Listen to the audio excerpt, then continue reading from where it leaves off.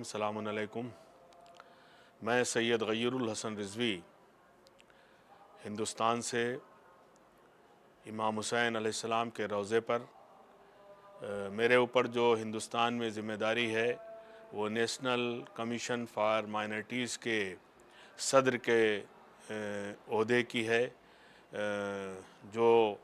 ये जिसके ज़िम्मे ये काम है कि जितने भी वहाँ माइनॉरिटीज़ हैं, हिंदुस्तान में रहते हैं माइनॉरिटी कौम के लोग, उनकी बहबूदी के लिए काम किया जा सके, और उसका मैं काम कर रहा हूँ मौला के सदक़े में। मैं इससे पहले ये मेरा पहला ज़ियारत पर मौका है आने का, और बड़ी दिल में तमन्ना थी कि करबला की ज़ियारत को जाऊँ, और उसका इश्तियाक़ था, वो मौला ने पूरा किया और हमें इस ग़ुलाम को तौफ़ीक़ अता किया कि मौला की मुझे ज़ियारत कर सकूँ। इंसान को बेदार तो हो लेने दो, हर कौम पुकारेगी हमारे है हुसैन। ये जज्बा इमाम हुसैन अलैहिस्सलाम की ज़ियारत का जज्बा है। वो हुसैन जिसने इंसानियत के लिए अपने पूरे घर को क़ुरबान कर दिया, अपने बच्चों और अपने बुज़ुर्गों सबकी क़ुरबानी करबला में दी, और आज भी पूरी दुनिया के लिए अगर कोई कॉमन चीज़ है तो वो इमाम हुसैन अलैहिस्सलाम की शहादत का वाक़या है, जिससे पूरी दुनिया सीख रही है और आगे भी सीखती रहेगी। ज़ियारत इमाम हुसैन का मतलब, अगर हम ज़ियारत इमाम हुसैन अलैहिस्सलाम पर आए हैं और यहाँ से जब हम वापस जाएं, तो इतना ज़रूर होना चाहिए कि जो अहले बैत की ज़िंदगी थी उससे हम सीखें। जो अहले बैत अलैहिस्सलाम ने ज़िंदगी में जिन चीज़ों को मना किया है, ममनू किया है, उसको छोड़ें, उससे बाइस हों, और जिनको इमाम हुसैन अलैहिस्सलाम और अहले बैत अलैहिस्सलाम ने कहा है कि उनको हम इस्तेमाल करें और उनको अपने साथ लेकर चलें, उन चीज़ों को हमको आज़माना चाहिए और उन चीज़ों को अपनी ज़िंदगी में उतारना चाहिए। मेरी ज़िंदगी में तो एक वाक़या अभी इन्हीं दिनों आया है, जब मैं नजफ़ में 19 मार्च को नजफ़ में पहुंचा। तो नजफ़ में रुकने के बाद मैं जो वहाँ का वादी कब्रिस्तान है, मैं उसमें जा रहा था, तो मेरा पैर मुड़ गया एक गड्ढे में, और मेरे पैर में, दाहिने पैर में फ्रैक्चर हो गया।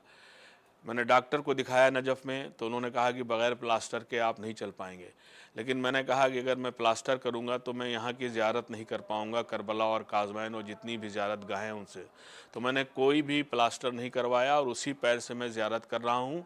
और बाखूबी ज़ियारत कर रहा हूँ। ये मौला मुश्किल मौजिज़ा है, मौला हुसैन का, मौला अब्बास का मौजिज़ा है। दिल में बड़ी एक हूक उठती थी, एक दिल में बड़ा जज्बा पैदा होता था कि फ़लाँ ज़ियारत करके आया, फ़लाँ ज़ियारत करके आया, और जो यहाँ के बारे में लोग बताते थे, तो दिल चाहता था कि मौला कब हमको तौफ़ीक़ अता करेंगे और कब मौका हमको इनायत करेंगे कि मैं मौला की ज़ियारत का शरफ़ हासिल कर सकूँ। और मैं मौला का लाख लाख शुक्रगुज़ार हूँ कि उन्होंने इस ग़ुलाम को, इस गुनहगार को अपनी ज़ियारत, अपने रोज़े मुबारक की ज़ियारत का शरफ़ हासिल किया। अहले बैत अलैहिस्सलाम ने जो दर्स दिया है ज़िंदगी के बारे में, और ज़िंदगी की यानी पैदाइश से लेकर के और मरने तक जो उन्होंने दर्स दिया है कि इंसान को कैसे इबादत करनी चाहिए, कैसे रहना चाहिए, कैसे दूसरों की मदद करना चाहिए, कैसे हर एक के साथ एक बर्ताव करना चाहिए, उस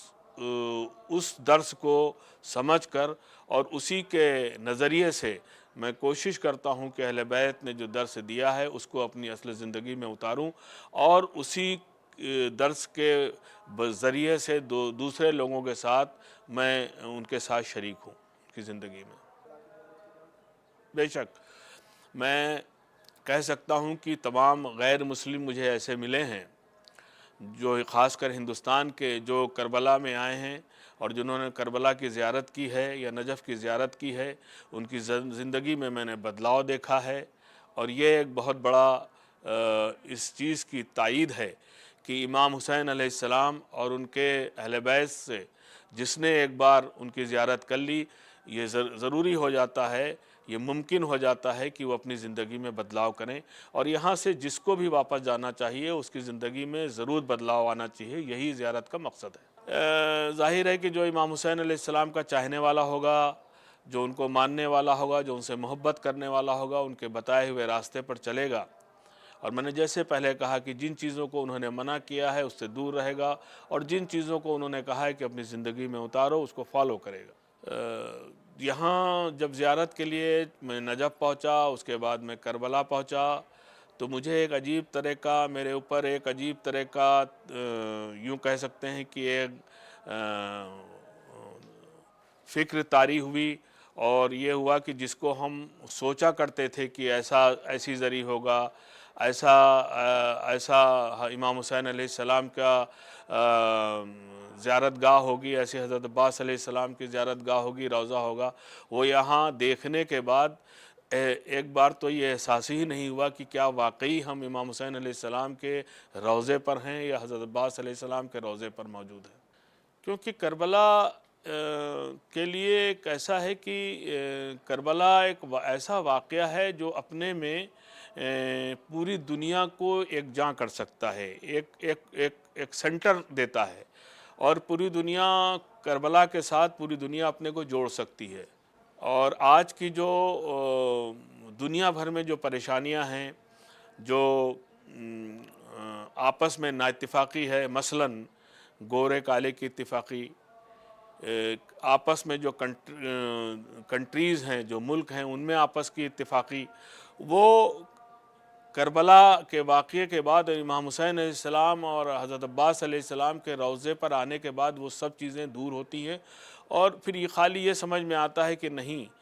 امام حسین علیہ السلام اور حضرت عباس علیہ السلام اور اہل بیت علیہ السلام ایک ایسا سینٹر ہیں جہاں پر سب کی جو الگ الگ چیزیں ہیں وہ ایک ہو جاتی ہیں، اور کسی طرح کا آپس میں تفرقہ نہیں رہتا۔ میں ان کے لیے پیغام دینا چاہوں گا کہ اللہ ان کو توفیق عطا کرے، پروردگار اور مولا ان کو ضرور بلائیں، ہر ایک کی تمنا پوری ہو کہ وہ امام حسین اور حضرت عباس اور اہل بیت علیہ السلام کے روضہ مبارک کی زیارت کر سکے، اور ان کی زیارت کا شرف حاصل ہو سکے۔ اور سب سے بڑی بات یہ ہے کہ جن کو ہم اپنا امام حسین ہو یا اہل بیت کو، جن کے لیے ہم ہر وقت جان دینے کے لیے سوچتے ہیں، ان کے اوپر جان نچھاور کرنے کی بات کرتے ہیں، آج ان کے در پر موجود ہیں، اس سے بڑا شرف ہمارے لیے، یا جو یہاں زیارت کے لیے آتے ہیں زائرین، ان کے لیے کوئی شرف دنیا میں ہو ہی نہیں سکتا۔ اس کے بعد آنے کے بعد کوئی تمنا نہیں رہتی، اور یہی ہوتا ہے کہ مولا بار بار بلائیں، چونکہ یہاں کے آنے کے بعد کسی بھی زائرین کا دل نہیں بھرتا، جیسا کہ میرے ساتھ ہو رہا ہے کہ دل چاہتا ہے کہ بار بار یہاں آؤں۔ واقعہ کربلا کی جو سب سے زیادہ شخصیت نے مجھے متاثر کیا ہے وہ بی بی جناب زینب ہے، کیونکہ کربلا کا واقعہ 10 محرم کے بعد کربلا میں لوگ شہید ہو گئے، اور جو میں محسوس کرتا ہوں یا جو میرا اپنا ماننا ہے، ہو سکتا ہے میں غلط بھی ہوں، کہ شاید کربلا کے بعد اگر بی بی زینب نہ ہوتی تو یہ جنگ بن کے رہ جاتی، ہو سکتا ہے یہ کہا جاتا کہ یہ 2 شہزادوں کی جنگ تھی، لیکن کربلا کے مقصد کو، کربلا کی شہادت کو جس نے رہتی دنیا تک بتایا، اس مقصد کو بتایا، اور آج بھی وہ مقصد زندہ ہے، اور انشاءاللہ رہتی دنیا تک مقصد زندہ رہے گا، وہ بی بی جناب زینب ہیں، جن کے وجہ سے آج بھی شہادت کا مقصد زندہ ہے اور زندہ رہے گا۔ کربلا کا وہ واقعہ جب نہر فرات پر خیام، جو امام حسین علیہ السلام کے خیام حسینی تھے، ان کو روکنے سے منع کیا یزیدی فوج نے، اس وقت جناب عباس علیہ السلام کو غیظ آ گیا، انہوں نے تلوار نکال لی، انہوں نے کہا کہ کس کی مجال ہے جو یہاں میرے خیام نہیں لگنے دے گا۔ امام حسین علیہ السلام نے بھیا کو روکا، لیکن غیظ تھا۔ جناب امام حسین علیہ السلام بی بی زینب کے پاس پہنچے، انہوں نے کہا غضب ہو گیا، عباس کو روک لو۔ بی بی زینب نے اپنا حضرت عباس علیہ السلام تک اپنا پیام دیا کہ بھیا تلوار کو روک لو نہیں تو بی بی زینب اپنے بال کھول لے گی۔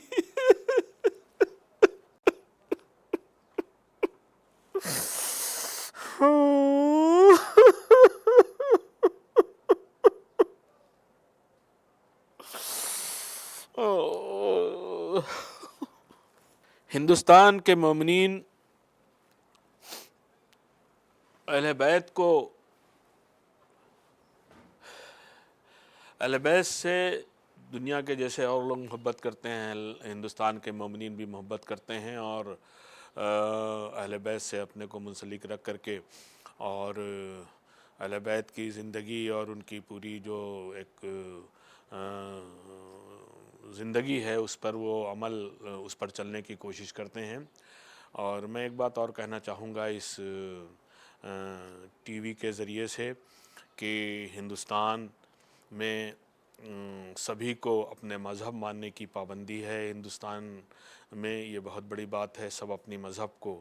اپنے طریقے سے منا سکتے ہیں، اور خاص کر شیعہ حضرات تو مناتے ہی ہیں، تمام سنی حضرات بھی اہل بیت علیہ السلام کی اور محرم کو مناتے ہیں۔